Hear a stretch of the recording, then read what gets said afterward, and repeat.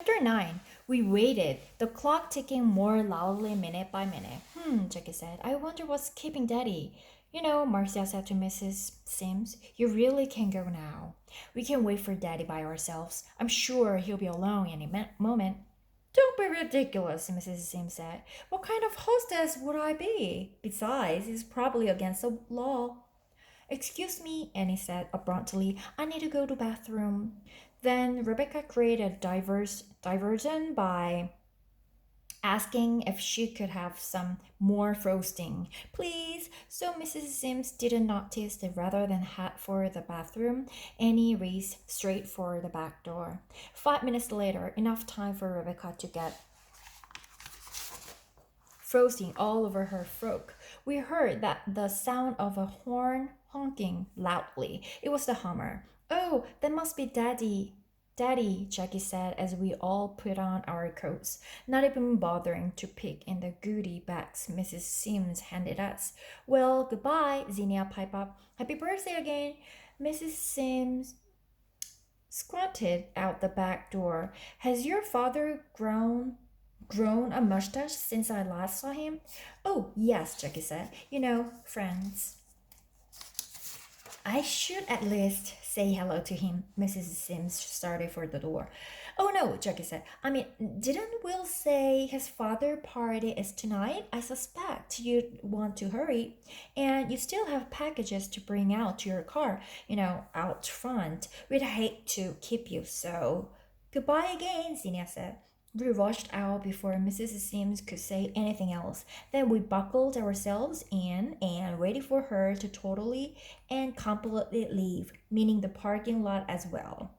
Because, of course, she was parked in front, like any normal person would be, while we were in the back. Some party that was for us, thanks you, Rebecca said to Annie. It was about as much fun as the one on New Year's Eve. Okay, Annie ignored Rebecca and put the key in the ignition. Everybody ready? We said that we were. But when she turned the key, nothing happened. Are you putting your hand on the gas hard enough? Annie called to Dorinda, down beneath her legs. Of course I am, Dorinda said, annoyed. Eventually we're going to have to devise a more efficient way of doing this. This can't be safe for everyone else, and it's certainly not safe for me. Well, press harder, Annie instructed. But however hard during the press, and her grunts told us she was pressing very hard, it wasn't hard enough. What are we going to do? Georgia asked. It's too far to walk, Pedal's lip quivered. We'll freeze to death. There's nothing for it. Annie picked up the car phone, a device none of us had ever used before. I'll just have to call Pete. She went through her usual routine call information. Wait, impersonate Daddy. Beg Pete to come help out for double the pay. Call him old chap and ring off, after which she quickly changed back into her party clothes.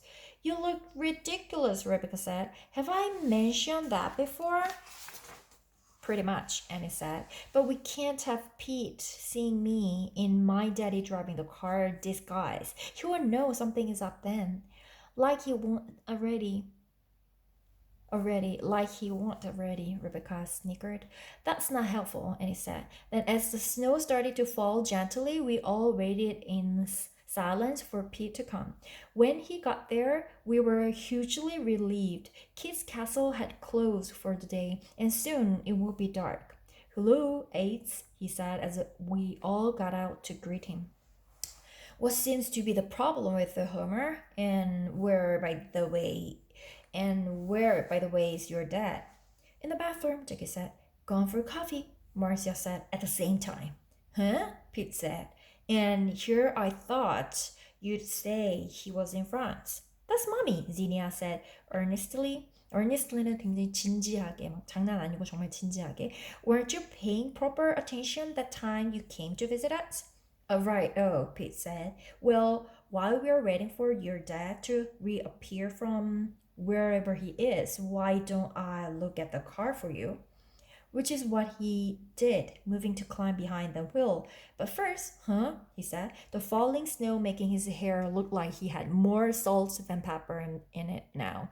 Has your dad shrunk since I last saw him? I don't remember him needing to sit on this dictionaries to drive his own car. 어, 피트 아저씨가 I don't remember 아니었던 것 같은데 him needing to sit on dictionary 딕셔너리 사전을 막 여러 개를 올려놓고 그 위에 앉았었나 봐. 애니가 키가 작으니까. 그랬더니 이렇게 사전을 올려놓고 앉을 만큼 키가 작았던 것 같진 않던데 이런 말인 것 같아요. I don't remember him needing to sit on dictionaries to drive his own car. There are reference materials, Jackie said. Mummies. Then she finished lamely, having run out of lies. I don't know how they got there. Never mind, Pete said, moving them out of the way. But you must admit it is all very strange, dictionaries appearing where they shouldn't be. Your dad suddenly speaking with a British accent. Is there any reason why he couldn't be British? Annie asked, irritably. irritably는 좀 짜증나게 물어보는 것 같아요. 왜 아빠가 브리티시 억양하면 안 되는 거죠? Annie asked irritably. She was sensitive about her daddy accent. Couldn't we all be British? 우리가 다 브리티시 억양 써야 되나요? 우리가 다 브리티시여야 되나요? Sure, Pete said agreeably.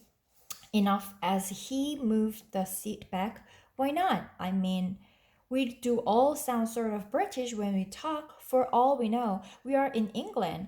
He turned the key in the ignition, but nothing happened. Huh? Pete said. I was sure you were calling me out here on another false alarm, but there really is something wrong. He popped the hood, got out, and started rooting around where we thought the engine might be.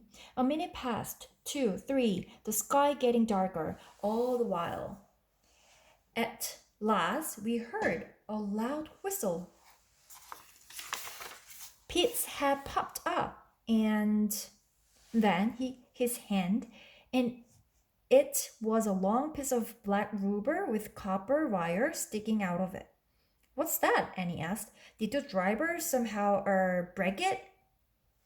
By driver, you mean your dad? Pete asked.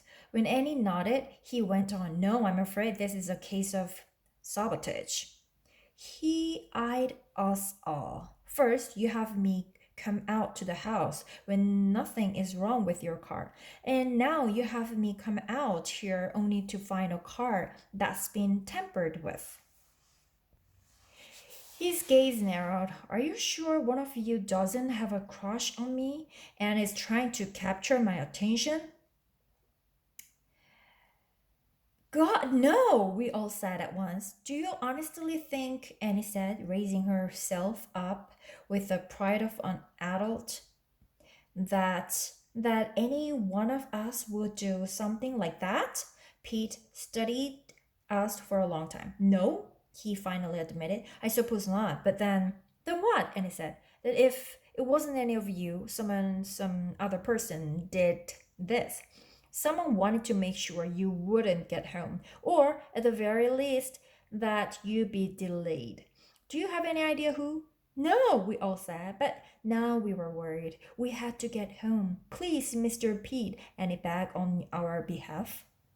Is there anything you can do to fix the car? Of course, he said. He got cables and did some stuff. Then he got back behind the wheel and tried the starter again. This time it hummed.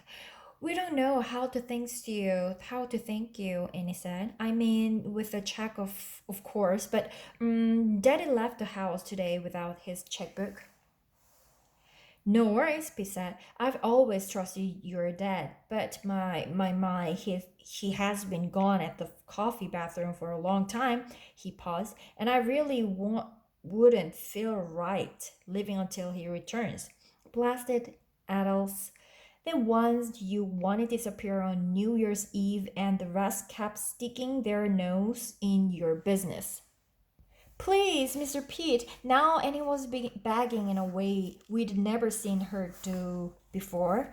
There were particularly tears in her eyes. Please don't wait for our father to return. We can't come back to drive the car if you're here. So if you do wait, you might be waiting for. We were all sure she was about to say forever, but she never got the chance because Pete, perhaps feeling sorry for her, cut her off. Stop babbling, Lem, he said gently. If it makes you fret so to have me wait, I won't do it, but do me just one favor to ease my mind. Anything, and he promised. Anything.